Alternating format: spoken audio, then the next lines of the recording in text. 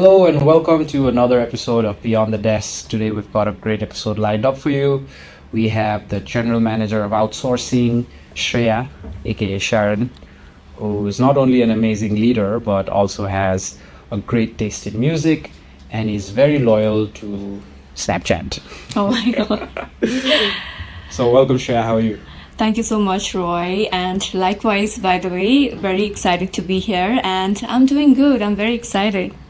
That's great. That's great. So I want to start off by, because this is something we both share, right? So you're named Sharon, I'm named Roy in HLE, right? So, and it's been around 7 years since you joined here, right? How do you balance being Shreya and being Sharon? Do you feel like they're two different people, right? Or are you able to easily switch between the two? Actually, this is very interesting because whenever I meet any new people here at Alaya, this is how I start my introduction. That I'm Shreya, also known as Sharon. I by now, because it's been 7 years, I'm pretty comfortable balancing it between Sharon and Shreya. And in fact, I would say this has been kind of an identity for me to balance between both. Because I like to call it like a Hannah Montana situation where I know when to switch from Sharon to Shreya depending upon the situation, like the surrounding, right? It used to be difficult before, but then I realized that I was really mixing more of Sharon into my Shreya's life. Okay. So by now, there's been a lot of ups and downs in the journey where now I'm so confident that from 6 to 2, I'm Sharon. Whenever I'm dealing with this person, I'm Sharon. And when I need to deal with this person, I'm Shreya. Okay. And that switch has been really, really helpful for me in balancing. So you get the best of both worlds. Yes, right, exactly. Yeah. So again, 7 years is a very long time. Yeah. Right? So let's go back down to memory lane. So this is 2017 when you first joined. So talk to me about how you found Alaya, right? Back then it was actually Nepal. And basically your journey from the start. I love talking about this time because 2017, all those time are actually one of the best years of my life. So just like any adult in Nepal, after they complete their bachelor's, I completed my bachelor's in 2016. The first question that they have is, what next? You have that anxious feeling in your, within yourself. You're unsure what to do. And then one thing most of the people go through is that rush. Okay, am I missing out on something? And that's what I went through as well. I remember that time very vividly. I really do not like talking about that time before I joined Alaya because I was very clear in my mind that I wanted to stay back in Nepal, have a very meaningful life here, right? Make an impact. You know me, right? I really loved contributing. Yeah. But at the time, a lot of my friends were very sure that they're either joining banks or, doing their masters or going abroad. All three things I really wanted to avoid at the time. But then back in my mind, I really did not know what to do next. I was like, okay, should I, pursue one of those things? Or am I really missing out? That thing really nagged me a lot. And I remember going through one of the status of my previous classmate. And then I just looked at the company and then I was like very curious, okay, what kind of company it is, because it was non-bank and kind of looked like an international company, right? So luckily, that company was just 7 minutes away from my home in Baltimore, right? So that really increased that curiosity within me. And then I just thought, okay, what is this company about? And then I researched, and I still remember the day when I I sent the application. I did not have the passport size photo for myself. I quickly went, did it, and that was actually the last day for deadline for the submission. To be very honest, I completed I sent out the applications just because I knew there are a lot of smart people working in that company. I really did not think I'll be lucky to get the job there, right? But luckily, I got the job. At the time, what really interested me was the story again. Like, I knew some of the people, they were super smart, and just to be surrounded by them and learn from them as a first job in your career. That really excited me, and that's how my journey started. But why I stayed behind is because of the culture and the people with whom I shared my values, right? And 7 years after, here I am. Yeah, yeah. So you joined actually Nepal, like Alay, right? So you joined us as an LPS during that time, and you may not know this story, but I joined, I think, just about a year after you joined, and Yeah. that was, I think, maybe 2 or 3 weeks into the role or into the job. We're probably still in training, and we had a company updates meeting during that time, our quarterly company meeting update. So that was my first ever company updates meeting, and that's where I came to know that we did these value awards every quarter, right? And even though I didn't know much about the company, like anybody can understand, okay, if anybody's getting an award, they're probably pretty good. And the final award, which was previously called the HLE Way Award, people right now may know it as the One Heart Award, right? Which is basically the most prestigious award that you can get. And I remember you getting that award as an LPS in your first year, basically, right? And I remember our founder saying that this is one of the fastest people who's got the award. So not only did you get the job, but you actually managed to get really good at that role, right? So talk to me about your early days as like an LPS. What were the challenges that you encountered, right? And how did you manage to be one of the top performers? I would say I still do not know if I was a top performer. I was just doing what I was supposed to be doing, to be very honest. I'm not trying to sound cliche or anything, but I think the training right from the beginning, the day I joined Alay, or actually Nepal at that time, right? It really made a difference in my life, like in shaping my mindset and what is expected from this company, what I need to do. And also there was a motivation driven by the promise that the company gave me. Okay, if you're able to do these things, then that's the kind of the outcome that you are going to get, right? Which we have been promoting ever since in our culture. So as I've discussed before, I actually joined the company with no idea of what I'm supposed to be doing. Yeah. I started with training, but right from the starting, I knew that I needed to work hard. I needed to gel within this culture, because people are very competitive, and that this was my shot to make something in my career as a first timer, right? And I just made sure that I am going to give my best. I'm going to work hard, and I'm not going to take things for granted, right? That was something that really was in my mind from the very beginning. So that's how I started.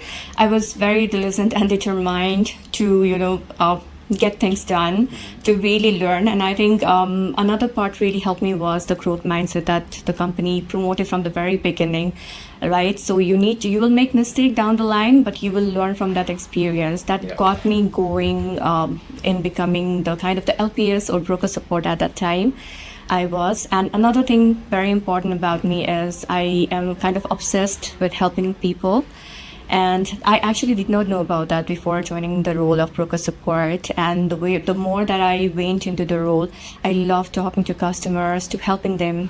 In the end, you're actually helping someone achieve their dream home, right? So that really, really got my desire within myself burning. And I'm hoping that that's what got me to where I am today. Okay, so you found your driver. Yeah. Which is helping people, right? That's really nice.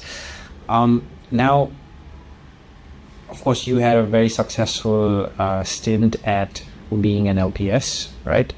And I think that's one of the core reasons that you were able to grow. And then the next step was getting into leadership, right? So can you talk about some of the challenges that you encountered, right, from being like an individual contributor, where you've got all of the things under your control, right, to then shifting to a leadership role, right, where now you've got to make other people sort of accountable. Right? So talk me through that transition. I would like to touch base around the part where you mentioned difference between Shreya and Sharon, right? I would say at that time, Sharon was more of Shreya. Okay. So as a person, like you know me better personally as well.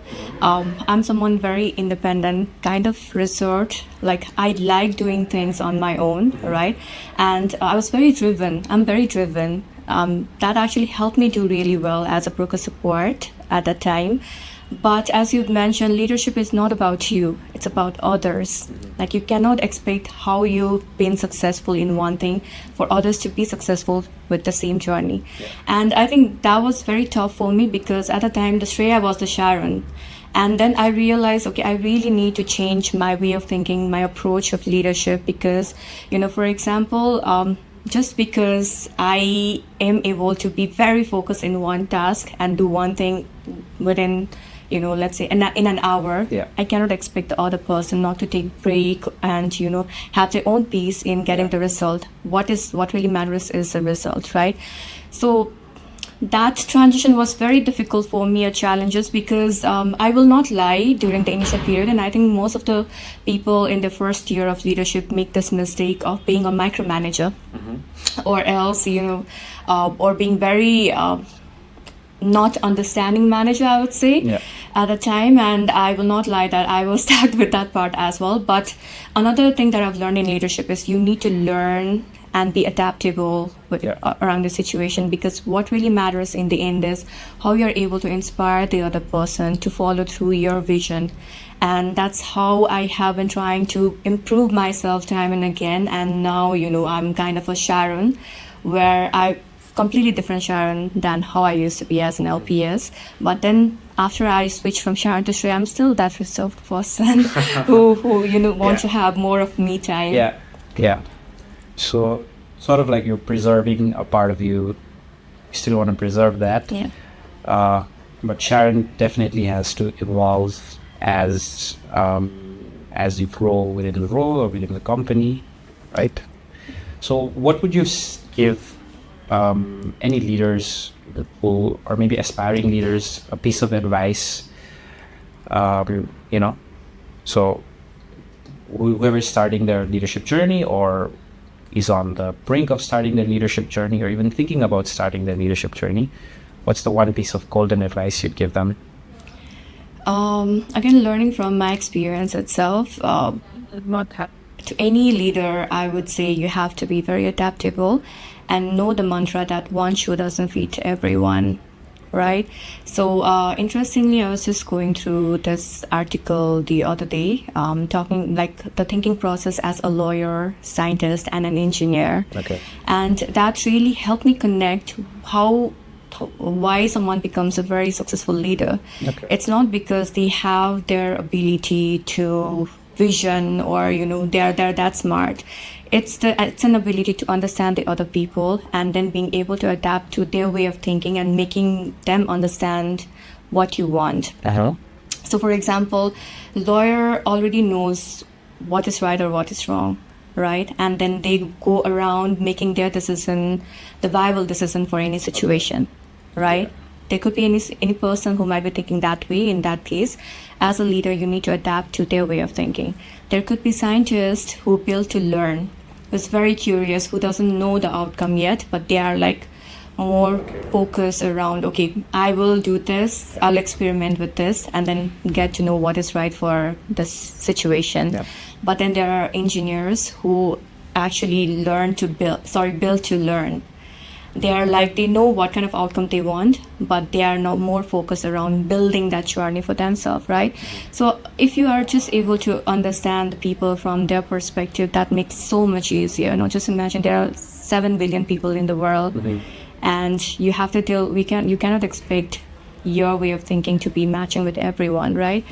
And I learned this because I think managed more than 70 people so far in last 7 years, and everyone, it's a roller coaster with emotions. So I would say understanding this and balancing between your emotional intelligence and your innate trait really, really helps. That's pretty interesting. Thank you. Now,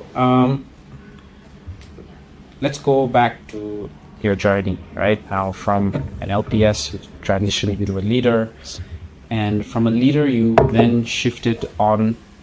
You're still a leader, but you shifted onto a different department, which is the outsourcing department, right? Now, for people that don't know, can you explain how outsourcing works in Alaya? With the name itself, outsourcing, it's pretty clear that we are providing services to the other mortgage brokers out there in Australia. The similar kind of services like loan processing specialists, all the other technical stuff, as well as the managerial, right? But how I would like people to understand the kind of outsourcing service that we provide is that we are, at Alaya, we are not providing the outsourced staff, but we are helping them with getting back their time just so that they can have their lifestyle like the brokers, right? So we are actually, I would say, the end outcome, what we are providing in outsourcing is we are helping build their lifestyle to the Australian mortgage brokers. So that's the kind of a service that we provide. Okay, I think that's a very unique way of putting it, right? Instead of talking about the services, we're talking about the value that we're providing. So for anybody that is maybe looking to join the outsourcing team, what would you tell them, or what is something that they can expect? I think for them, if they are just able to believe in this vision that we have as a company, a place where we help people achieve their dreams, right? Yeah. That actually really, really helps, not just for people joining outsourcing, but joining Alaya itself, I would say, because in the end, what we are doing is, again, helping the other person achieve their dream, but also you're also helping yourself achieve your dream, right? Yeah. So if you're passionately following through what needs to be done for you to achieve this vision of the company, then that really, really helps. And in outsourcing as well, the only difference is that you're working with different mortgage brokers in Australia, right? And they will have their own process, they will have their own culture, own values, but we have a very robust process for them to connect with our outsourcing partners. And in the end, what they have to understand is that they are not just, doing the 62 job, but they're actually helping someone really do something with their life. And in return, they get the same thing. So. Okay. So touching on, us working with a vast number of Australian brokers, you recently had a visit to Australia as well, right? You, along with a few managers from Alaya, did a 3-month stay in Australia, right? So in that journey or during that time, what would you say are some of the key things you learned, right? Mm-hmm. And what is something that you're taking back, right, and trying to implement? Sure. Those 3 months, definitely one of the highlights of my life again, right? I think before going to Australia, because I have already been in this industry for the last 6 years, I knew what was different in Australian culture and in necklace culture, theoretically, of course, from my experience, right? So, that was very much visible for me, but going there in Australia, talking to the brokers face to face really made a difference in my thinking of, okay, what is actually the strength of Australia that I can blend with the strength of Nepal, and then really create one kind of a culture that helps the people here in Alaya, right?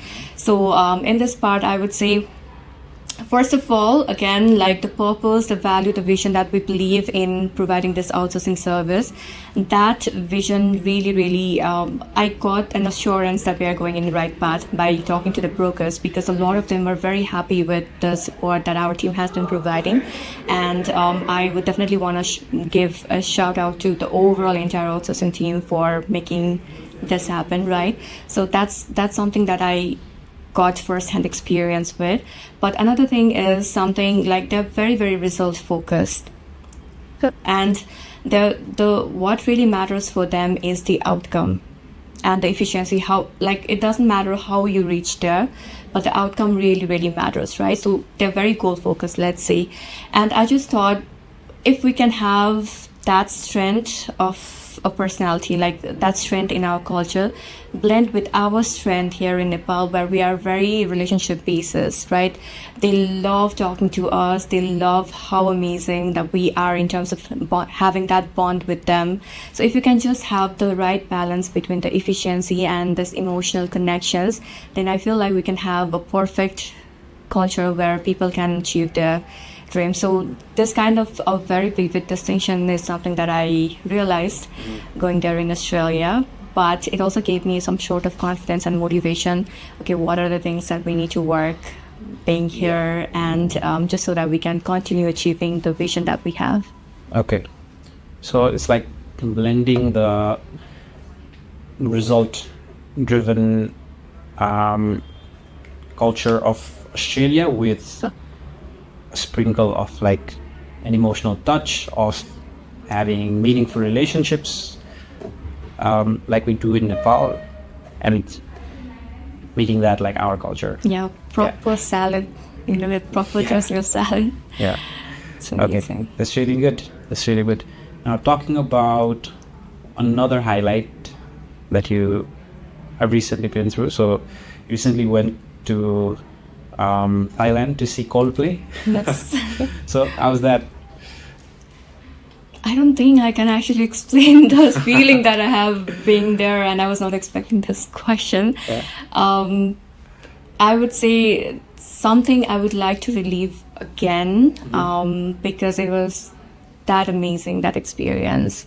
I just don't think I can put it into word, but just the atmosphere, and just it definitely helped me. Just kind of a joke, but it definitely helped me work harder just so that I can go to another concert, let's say. Any particular moment that you recall, in where you were like just in awe? At the time, definitely during the song "The Scientist." Okay, we're talking about the Coldplay, right? Yeah. Scientist. The song in itself is very emotional, very touchy, and with all the white lights and everything, I just did not feel like lifting my phone and recording it, because it just was so emotional. It was beautiful. You're completely soaking it in. Definitely. Okay. I actually did not even worry about the heat at that time, because it was very crowded. It was probably around 38 degree. And I could not even go to get the water bottle, otherwise I would have lost my spot. But it did not matter, because Chris Martin was right there, and then you're listening to some of the most beautiful songs in the world live. So that's really good. That's really good. And finally, speaking about trips and vacations, right? So what's your next vacation? Have you planned it, or are you looking forward to any? I have not, but this time, probably not this year, but by next year, and you know me about this, right? I really want to make to Europe tour. Maybe, I hope, finger crossed. So that's always been in my bucket list. So let's see. So, let's say you do manage a Europe tour, if there was one artist whose concert you could attend during that tour, who would that be? Of course, Arctic Monkeys, if I can. Monkeys. Okay, brilliant. So, thank you, Sharon. Thank you for a wonderful conversation. Thank you, Roy, for having me. And I think for next time, we need to switch our seats, because I would love to know about you as well. Okay, sure thing. So, to stay updated in whatever is happening with Alaya, please check out the links below, and I'll see you next time. Thank you.